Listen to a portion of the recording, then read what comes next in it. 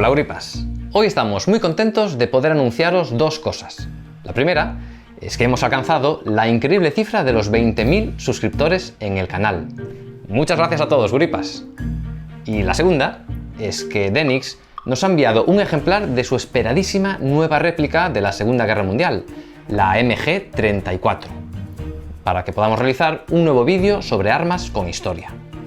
Estas réplicas, las Denix, son totalmente inertes y cualquiera de vosotros las podéis tener en casa y son ideales para la recreación histórica. Antes de empezar, un apunte tanto para los antiguos como nuevos suscriptores. Ya que no publicamos con la frecuencia que nos gustaría, os recomendamos que activéis la campanita de YouTube para recibir todas las notificaciones y así no perderos ninguna nueva publicación. Por cierto, que al final de este vídeo voy a intentar sorprenderos con un dato anecdótico que nada tiene que ver con la historia militar, o quién sabe. Bueno, pues empezamos el análisis de la MG-34, que a la vez sirve para conocer en detalle esta fantástica réplica. Lo primero será atender a su nombre. MG son las iniciales de Maschinengewehr, ametralladora en alemán, y 34 hace referencia a su año de fabricación, 1934, aunque en realidad no entraría en servicio hasta enero de 1939. Se trata de una ametralladora accionada por retroceso y refrigerada por aire que dispara munición calibre 7.92, que es el mismo calibre que usan los fusiles de cerrojo Kar 98 que pudimos ver ya en el canal, y a una velocidad muy alta para la época, hasta 900 disparos por minuto, y que sonaría así.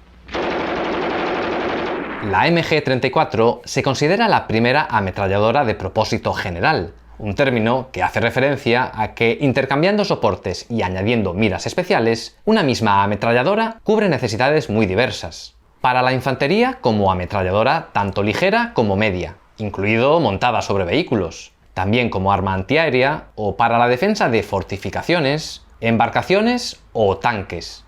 Para esta última función, en realidad se trata de una variante con apenas orificios de ventilación. La réplica de Denix viene preparada en su versión de ametralladora ligera gracias a su bípode, que es plegable y puede guardarse debajo, como veis, y cuando está en uso, gracias a esta manilla, se puede regular su anchura, aunque en la réplica de Denix esta pieza es decorativa. Ya que estamos, esto sería el apagallamas, y más interesante es esta pieza, esencial para el aprovechamiento de los gases que se produce por cada disparo. Pero de eso hablaremos después. Y en el extremo contrario, tenemos la única pieza de la ametralladora que no es metálica, la culata. En un principio se fabricó en baquelita, pero pronto pasó a ser en madera. Que por cierto, a la réplica de Denix le falta un rayado característico de las MG-34. Esto de adoptar una ametralladora universal ya lo había barajado el alto mando alemán durante la Primera Guerra Mundial, pero el pedido oficial no llegaría hasta 1932. Debido al Tratado de Versalles, que siguió a la derrota de las potencias centrales tras la Primera Guerra Mundial, Alemania tenía limitada la posesión y fabricación de ametralladoras, cosa que no impidió que de forma clandestina siguieran innovando y fabricando fuera del país, concretamente en Suiza y Austria. De esta forma, nacería la ametralladora MG-30, sobre la que se basó el ingeniero Heinrich Vollmar para diseñar la MG-34. Esta ametralladora iba a jugar un papel clave en la nueva doctrina Blitzkrieg o guerra relámpago, pues al contrario de otros ejércitos, en las unidades de infantería alemana todo giraría en torno a la ametralladora, siendo los fusileros quienes apoyarían a la ametralladora y no al revés, pues eran conscientes de que el fuego de una MG bien utilizado equivaldría al de decenas de soldados.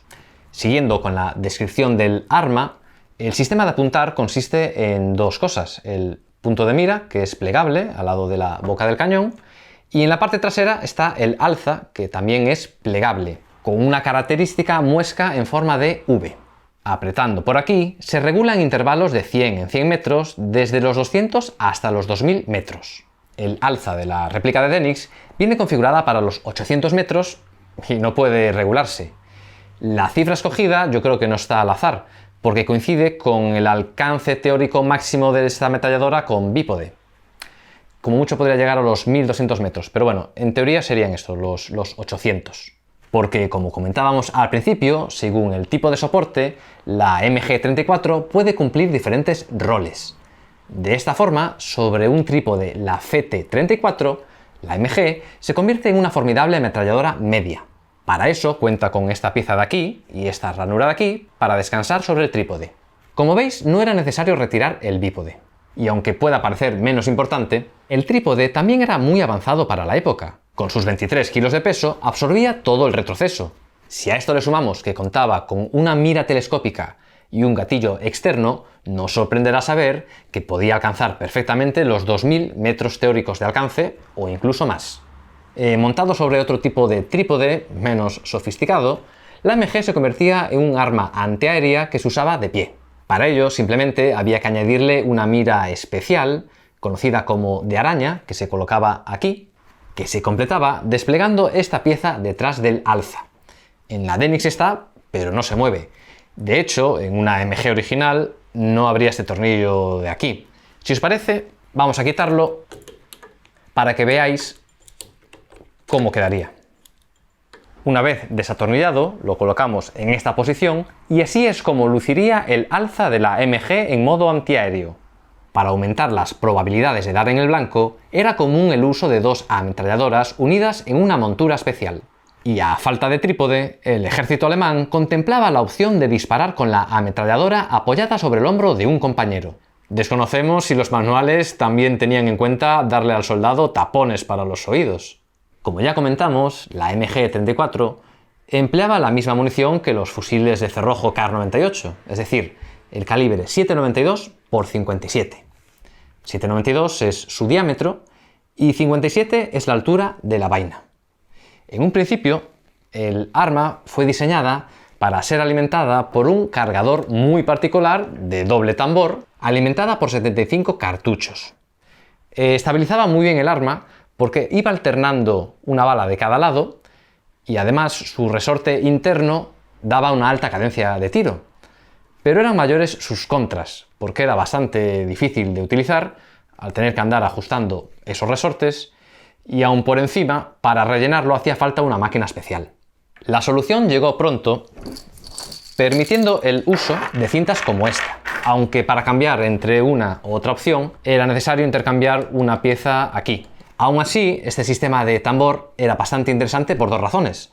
La primera, porque mantiene la munición limpia, cosa bastante importante, y la segunda, porque le da la oportunidad al servidor de la MG de tener más libertad de movimientos y no tener que depender de un compañero ni de las cintas.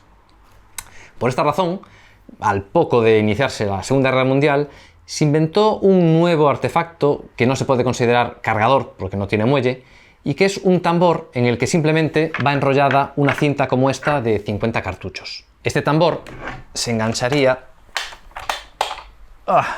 como peso el cacharro.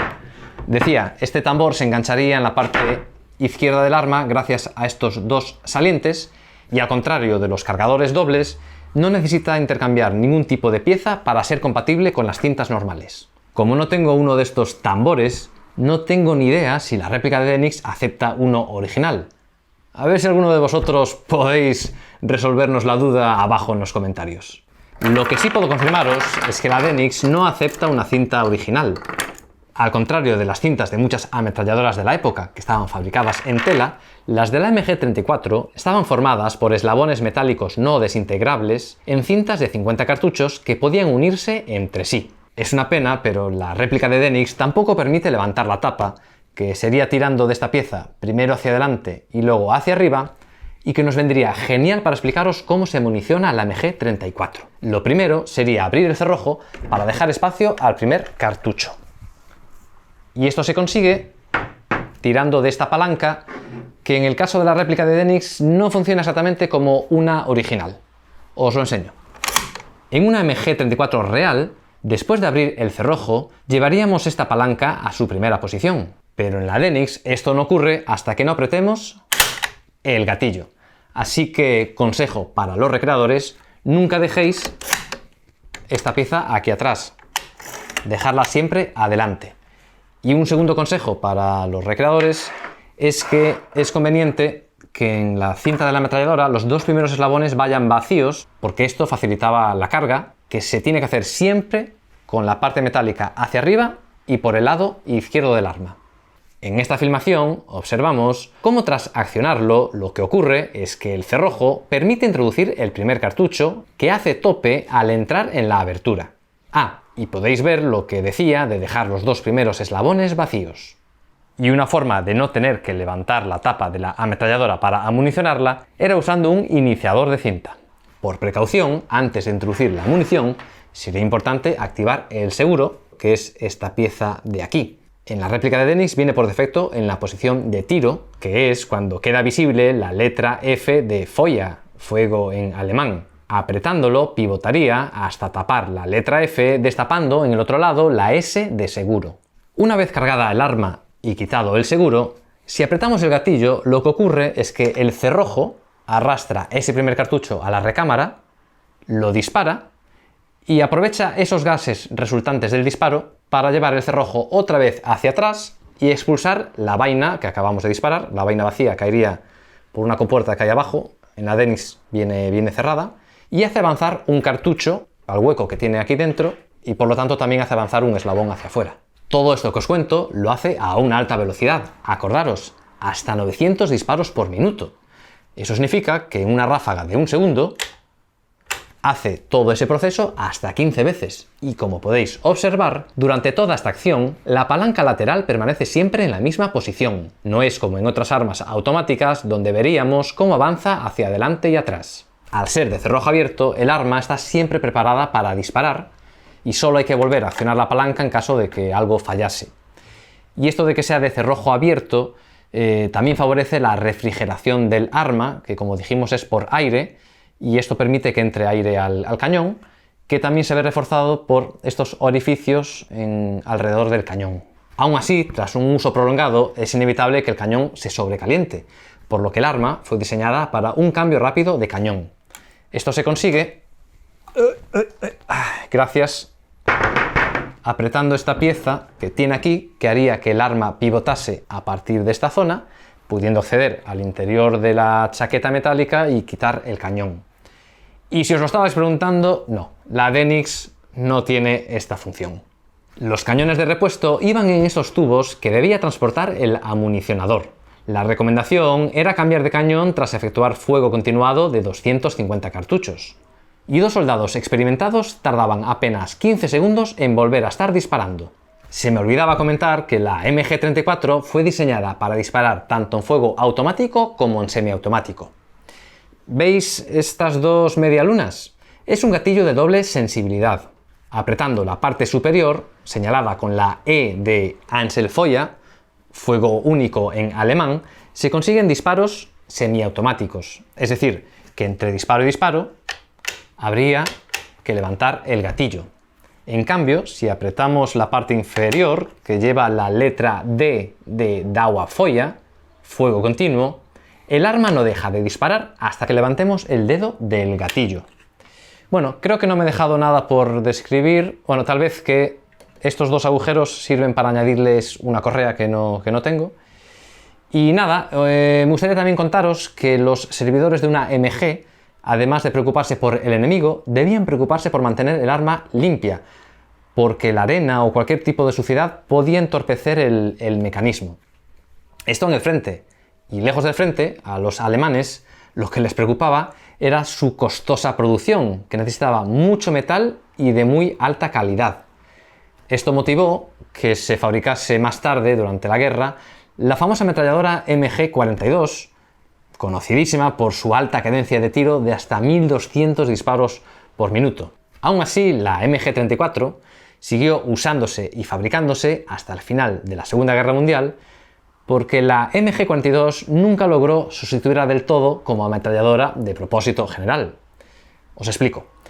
En el reducido espacio de una tronera y sobre todo de los tanques, el cambio de cañón de una MG42, que es distinto al de esta ametralladora, no se podía hacer, por lo que esta ametralladora seguía siendo la mejor opción para los tanques. Terminada la guerra, aunque la MG34 seguía siendo un arma muy fiable, no era del todo atractivo por eso que comentábamos antes de que necesita mucho mantenimiento, de que la limpieza es muy muy importante y era empleado principalmente por ejércitos pequeños y grupos armados. Así, en la posguerra, fue utilizado en varios conflictos suministradas principalmente por Checoslovaquia. Pero de entre todos estos conflictos hay uno particularmente curioso, y ahí va el dato anecdótico que os prometí al principio del vídeo, y es que estuvo presente en la mismísima Guerra de las Galaxias. Me estoy refiriendo, como no, a las películas. Concretamente al episodio cuarto, es decir, la primera película. Bueno, ya me entendéis.